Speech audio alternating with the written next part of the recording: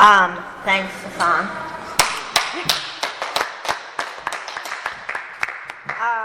Now I would like to introduce our second speaker, speaking on the topic to trusting the process.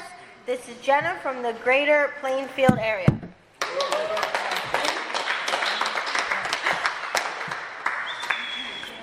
Hi, I'm Jenna. I'm an addict. I want to thank the committee for asking me to come out and share my experience, strength, and hope on trusting the process. So let me just say this. I'm nervous. I'm always nervous. Let's get that out of the way. Stefan, thank you so much for sharing. I got so much out of your message. I was like, oh, okay, I don't know. That was great, you know? So anyway, I never know where my higher power is going to take me.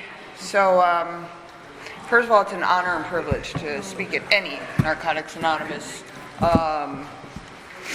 group, anything, H&I commitment, whatever, convention, anything. My clean date is 12/5/21, and what a wild road it's been. And I used for 25 years, pretty consistently.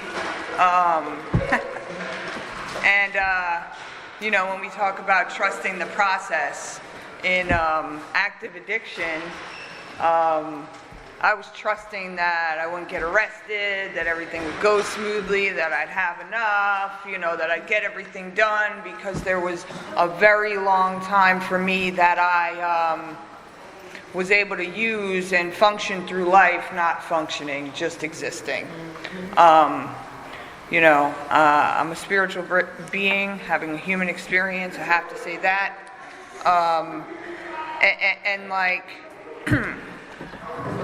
I never focused too much on it when I was using, right? Because I was functioning in a negative state of being. And, I was always wondering why I would go 2 steps forward, 10 steps back, 3 steps forward, 12 steps back, and the common denominator is I was using drugs. So,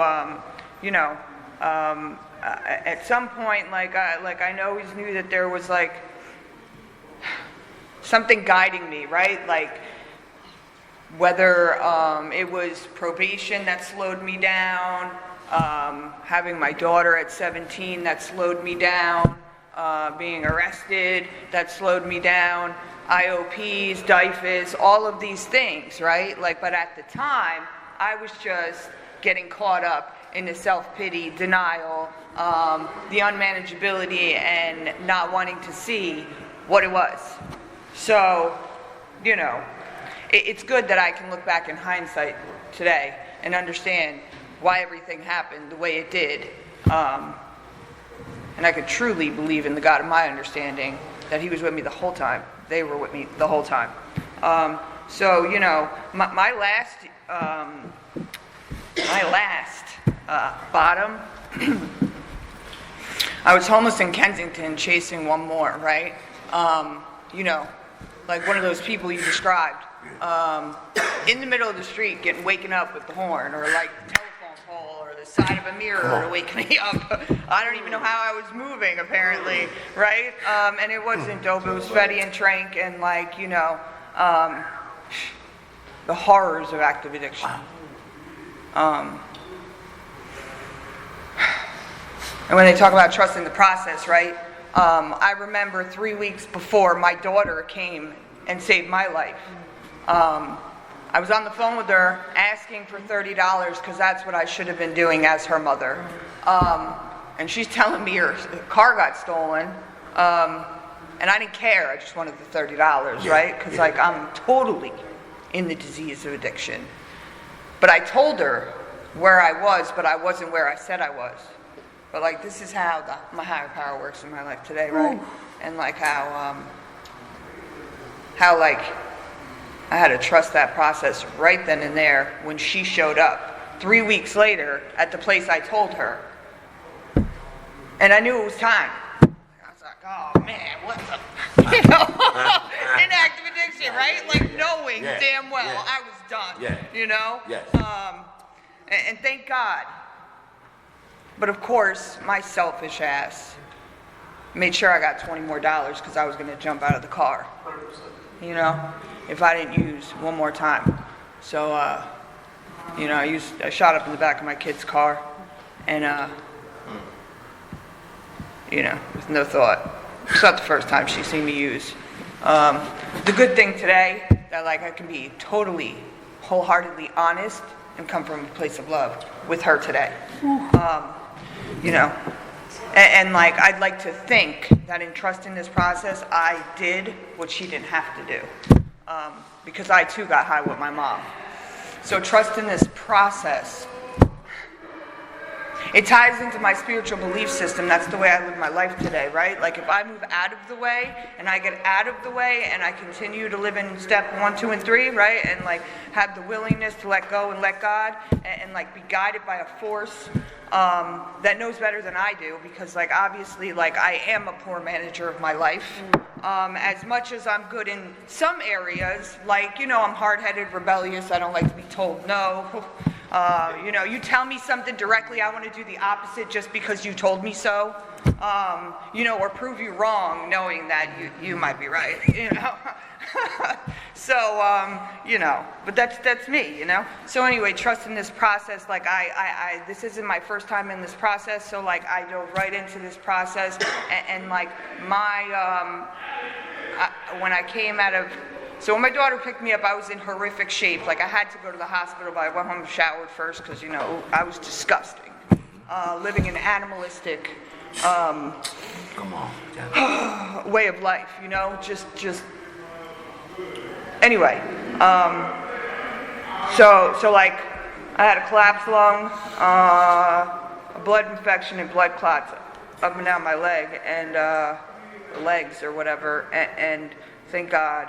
So I went home and showered, took me to the hospital, and then I woke up 4 days later. And like when I left the hospital, I went to detox for 5 days, and I am so grateful for that. So my last white key tag, I must say this, I did get on Suboxone and I needed it, served its purpose, but it was not something that I wanted to stay in because I did not want to be stuck in the endless loop of the chains of addiction, because like I got high on that shit too, right? So,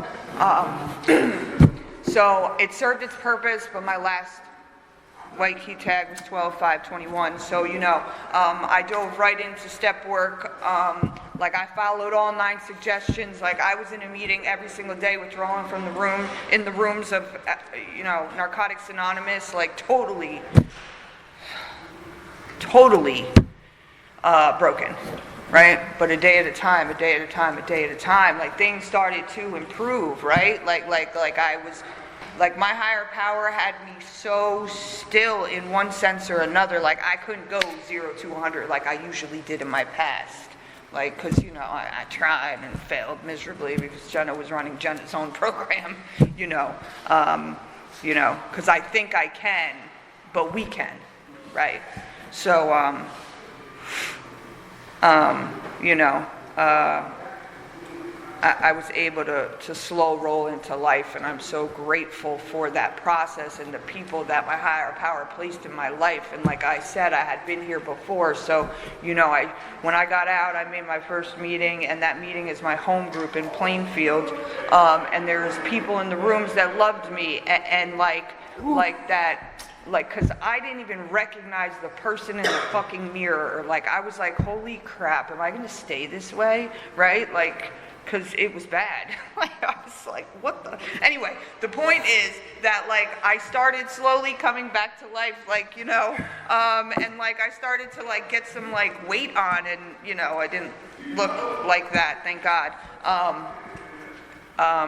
And I did, like, one thing at a time, and I stayed still, and I healed, and, like, you know, unfortunately, trusting this process was a little bit difficult in the first year. It wasn't difficult in the sense, it was an emotional time, but I still trusted the process, because when I came back, you know, I went to detox 8/21/21, and I got my late fiance off the streets of Kensington. I brought him to the hospital because we found out there that he had stage 4 lung cancer, and like I left him to get one more. So, like, you know, I got him off the streets, and he died 5 days after in the hospital. But you know what the beauty of this program and trusting the process, like I still have his kids in my life today. I still have his wife. She is one of my best friends. I literally just went to my oldest stepdaughter's baby shower. So I am heavily involved in their life, right? And like, as far as trusting that process, I was supposed to be that person, if that makes sense, right? Because it didn't have to be that way. Like, they could have stopped talking to me and I could have stopped talking to them, but instead, like, they're my children from another mother, right? And I have the privilege of showing up in their lives today and soon to be their kids' lives. So anyway, also, so I went on this journey and like, listen, like I got like involved right away. Coffee commitment, that's the best commitment in the world. Yes, it is. That is the best commitment. I still set up my home group on Thursday nights and I love it. Sometimes the personalities can get a little, but hey, service is so important to me. So I also am fully aware that my higher power got me clean at the right time. 6 months, I had 6 months clean and my grandmother died. She was like my mother. My grandparents were like my foundation. They were like, if I didn't have them, I would have been even more fucked up than I am today. Or was, I should say, but depends on the day and time. But people showed up for me. The people in the room showed up for me, right? And my family definitely did not look at me the way that the people in Narcotics Anonymous were looking at me, right? Like, no understanding, like I was a criminal, like I was the worst person ever. But I'm grateful for the people that God placed in my life and like put in my process. So, I have switched sponsors, but my first sponsor, I chose to move on in sponsorship, but she was one of my best friends. And unfortunately, she died of cancer last Mother's Day. But like, man, what a beautiful relationship that was. We had so many great times. And like, she gave me what I needed, like what I couldn't give myself. She rocked and rolled with me and listened to my shit and my insanity. Still on Suboxone, calling her like 5 a.m, like what the hell? Anyway, gratitude, man, and trust in the process. So like, I switched sponsors and stuff, and I continued to stay in step work because I knew how sick I was as an individual, and I knew the solution was in the steps, right? And I had the time. What was I going to do? Waste time and continue to stay stuck and sick and in my own way? I just couldn't do it. Like, I was out of excuses. I didn't want any more excuses. I wanted a new way of life. I wanted what you guys had. And I continued. And, I faced all these things like, because my parents are both addicts and they were still both addicts. And one is still an addict. Unfortunately, a year clean, one died from the horrors of active addiction, and now she is free. So I lost my mom a year, and like again, the people showed up for me, right? And I was mad, but like, she saw this as a death sentence, and I see it as freedom, So I'm happy she is now free, and plenty of times in the meeting with me now. So I win. But anyway, I continued on this journey of like self-discovery and like trying to get back to life. I said I was a spiritual being. I have a deep-rooted belief system in spirituality. And I know that like I'm not doing this alone, right? And I had a spiritual awakening long before I picked up that white key tag, right? Like these aha moments that just like awaken you more and more, right? And I could finally embrace that part of me, because I was no longer functioning at such a low level of toxicity in my life. And like I just kept showing up and like I wouldn't allow myself to get discouraged. And if I had to go through these emotions, that's what I continued to do, you know, and like I ended up moving in the process. Yeah, I got back all that materialistic nonsense, like, you know, because true abundance is in the spirit of love between one person and another, right? Like, I'm grateful that I'm able to show up. I'm grateful that I have a career. I'm grateful that, like, I had all these things that I can utilize and, like, continue to grow from today. And that was only from trusting the process. Like, okay, in my first year, grief is rough, but, like, I can show up for my brother and my sister today, and like, my nieces and nephews that, like, when I was using, I didn't give a fuck. I just didn't. And my daughter, like, the emotional turmoil that I gave to that child, that I put that child through, like, justifying and rationalizing the most outrageous shit. Like, and when I tell you, like, I was smoking crack in the car with my mom and she was smoking a blunt in the back seat, like, who the fuck does that? Driving through the woods. You know, like no cop's gonna get me up here, but, you know, hey, you know, it's just insanity. And anyway, I'm sorry if I go back and forth, but anyway, like you know, the same girl that, like, saved my fucking life. Oh gosh, she's tough though, I'll tell you. The same one I had to say, like, yo, you gotta be easy because you're hurting my feelings. I was so vulnerable, so open, so, like, holy shit, like, I just don't know. And like, my greatest gift, obviously, is my clean time, right? But cause like, if I didn't have that, like, I have the honor and privilege of being a grandma, right? So my grandson is 2 years old. He turned 2 on February 6th. He is awesome.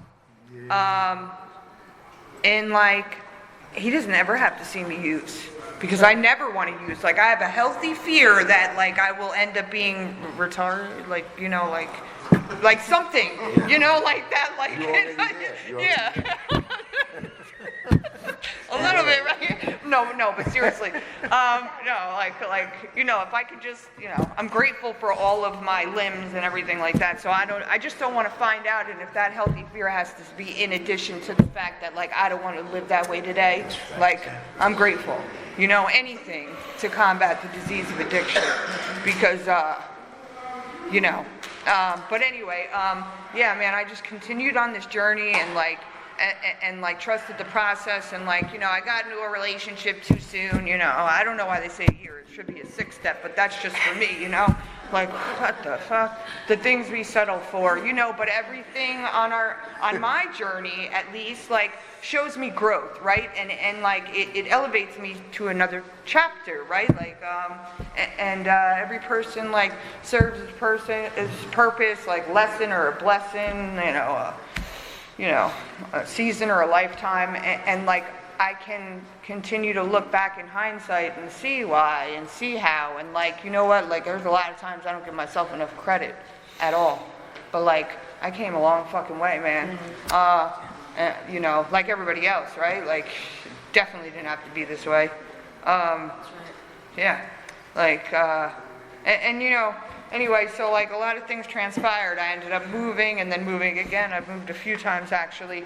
But, like, I ended up in this relationship, and, like, it served its purpose at the time for both of us to awaken us to whatever we had to at the time. But, like, you know, I don't have to settle today. Like, I've done some things in this process to understand who I am, know who I am, accept who I am, and love who I am. So,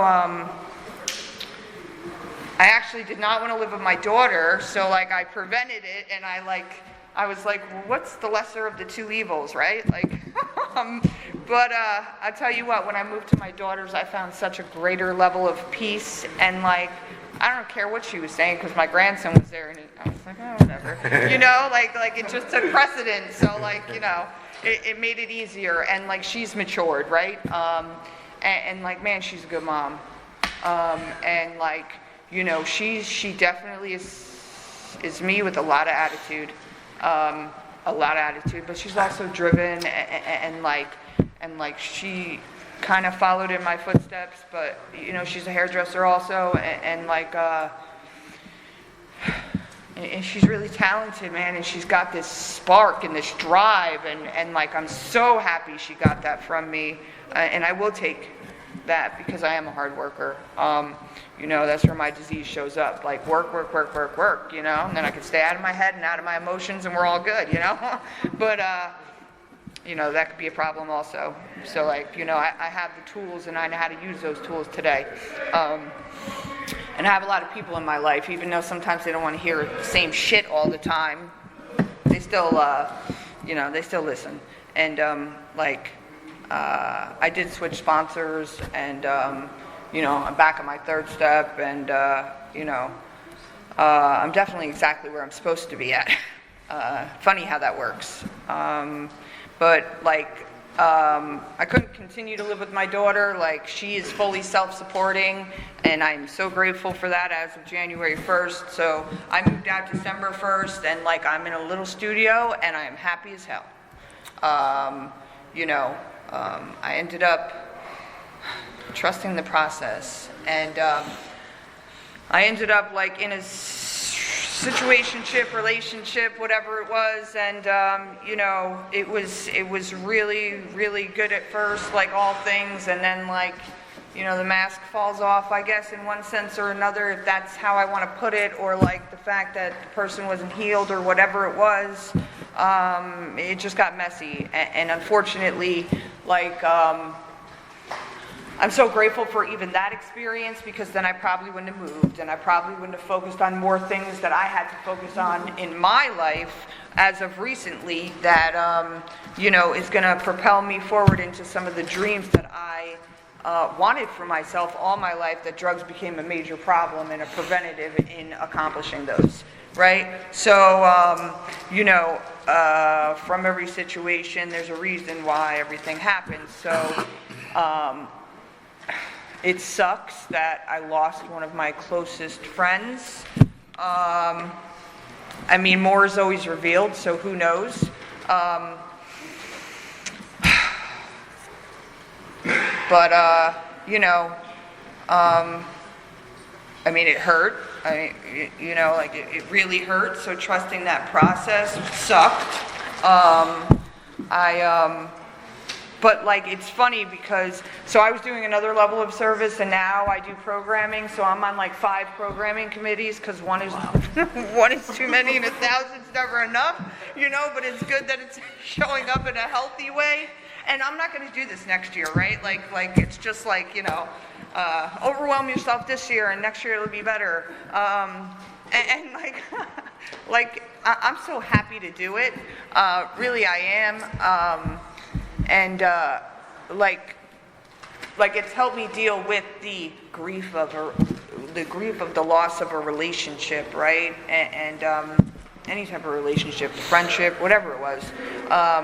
And like, it keeps me a feeling of well, obviously of service, right? So like, I serve my way through this, right? Like, I like to help other people. I like to organize things. So it's kind of like, anyway, the point is that, you know, it's helped me heal, and again, God had me sitting still, and like, I was able to walk through these feelings and talk about my feelings that I hate having to deal with, but like, I'm super emotional, but like, and that doesn't make me weak. It just, you know, my experience can help someone else, and other people's experiences has helped me. And like, I sponsor people, and I don't pretend to be no greater than, no less than. In fact, I hate saying that they're my sponsees. I'd rather say that they're my friends, because ultimately that's what they really are, because the bond that we create between one another is just incredible. And like, you know, this is a fellowship of men and women, and like, I sponsor both men and women, and like, it's about the spirit, right? And like, doing step work, like not just my own, like heals parts of me, because it definitely is a two-way street, and it's such a beautiful thing.